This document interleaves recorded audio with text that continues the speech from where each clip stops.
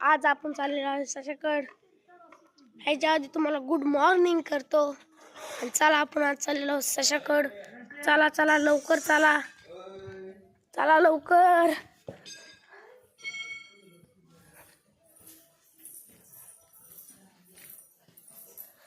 आमचा ससा आहे वरच्या मजल्यावर. 32 पायऱ्या चढून जावं लागतं वरती. आणि त्या सशाला आता बाहेर काढायची वेळ आलेली आहे. आता तो लपून बसलेला असणार कुठंतरी. काहीचा काय ह्या आतमध्ये आहे आमचा ससा. आणि तुम्हाला दाखवण्याची वेळ आलेली आहे. आता लवकर बघा बघा. आता तो बाहेर येणार नाही.